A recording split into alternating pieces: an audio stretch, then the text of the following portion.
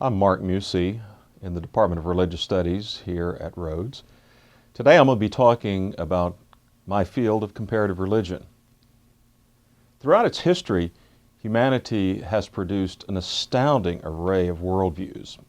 But I think this vast array of viewpoints can ultimately be reduced to three essential types. The first, and by far the most widely held perspective in our history, has been theism.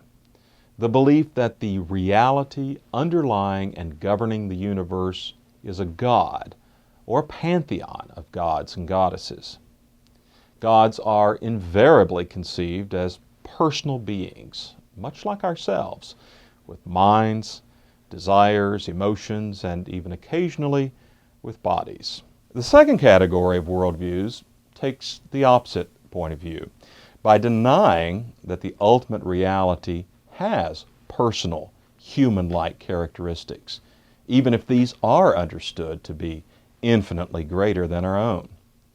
The second type we may call atheism. Although spelled the same, I'm deliberately saying this word differently from its usual pronunciation, which is atheism.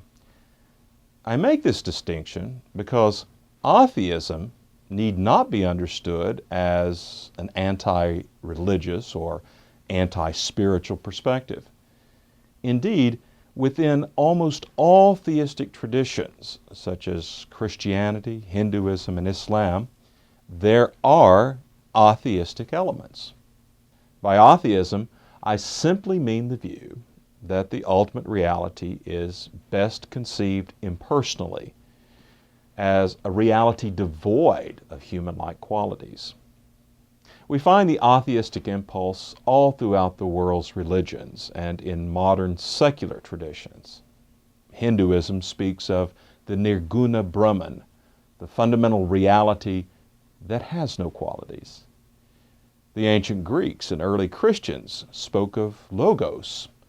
The philosopher Hegel talked of absolute spirit, and Henri Bergson called it the life force.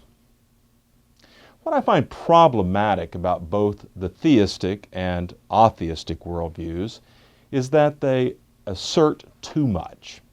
They make claims about the nature of ultimate reality that exceed our knowledge and often stretch belief to the breaking point.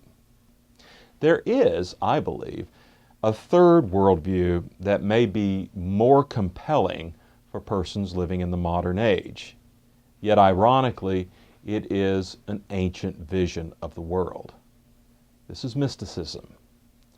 Mysticism is a much misused and often maligned word in our culture.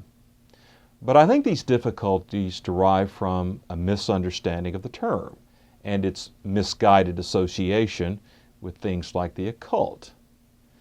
Mysticism is not about the use of Ouija boards and astrology. As it is properly understood, mysticism is a worldview that respects and honors the mystery at the heart of existence.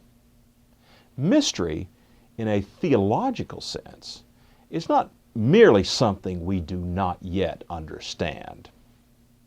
Whodunit novels are often called mysteries because the perpetrator remains hidden for most of the story, but at the end he or she is revealed. In a genuine mystery, there is no revelation at the end, no answer to whodunit. Mysticism believes that the deepest realities of our existence are in principle unavailable to our understanding. As one physicist famously put it, the universe is not only stranger than we imagined, it is stranger than we are able to imagine.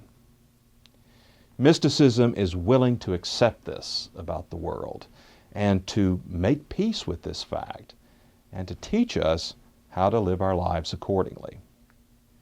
Mysticism is not satisfied with the concept of God, and it is not satisfied with the simple denial of that concept or the swap of the impersonal for the personal. Mysticism seeks a place beyond theism and atheism.